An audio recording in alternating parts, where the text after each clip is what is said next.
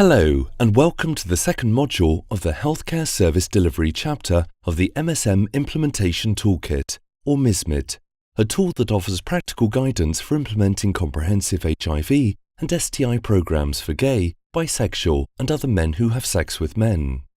This training is brought to you by MSMGF, the Global Forum on Men Who Have Sex with Men and HIV. This second module introduces HIV combination prevention approaches. The structure of this module differs slightly different from the others in this tool in that it is divided into a number of smaller modules, 7 to be exact, that each cover different approaches that comprise HIV combination prevention. The module is structured this way for 3 reasons. Number 1. HIV combination prevention consists of several different, mutually supportive services that run simultaneously in the same locale. Presenting them in a linear, progressive order is not as true to the way they operate on the ground. Number 2, it is for ease of access, allowing for topics to be accessed without having to find them within a single module. And 3, some of the topics are dealt with in detail, and so presenting them individually enhances clarity of the information. HIV combination prevention was already introduced in the last module.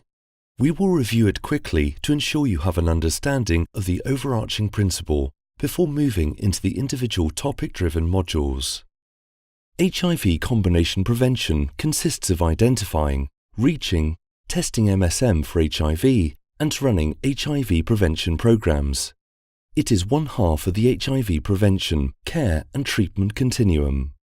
The second half of the HIV continuum is care and treatment, which aims to ensure MSM who test positive for HIV gain the earliest access possible to treatment, remain adherent to their treatment regime, and achieve an undetectable viral load. HIV care and treatment is covered in Module 3.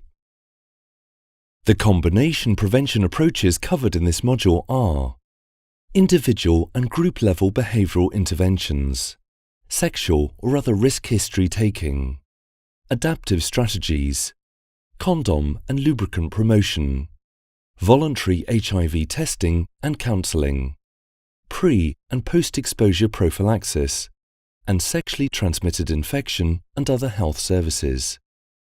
Note that these approaches should be run in combination to maximize their effectiveness. For example, HIV testing and counselling should operate at the same time that condom and lubricant use is promoted. Pre- and post-exposure prophylaxis technologies should be implemented along with behavioural interventions that maximize safer sex practices. In this sense, the individual approaches that comprise combination prevention should be understood as working together like a symphony of different musical instruments, creating a beautiful piece of music. Before we get into specific details and examples, we will first take a step back and look at some overarching program characteristics that apply to all combination prevention programs presented here. Remember to view these combination approaches within the larger framework of the HIV prevention, care and treatment continuum, and to recognize the interdependent relationship between prevention, care and treatment.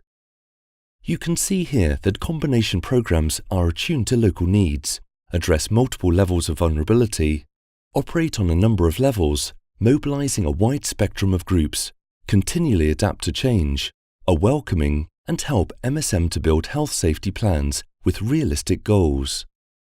You are encouraged to go through all of the smaller modules that make up this module individually, while keeping in mind that they are important parts of a whole. Please note that some topics are more technically extensive than others, and are therefore presented in more detail.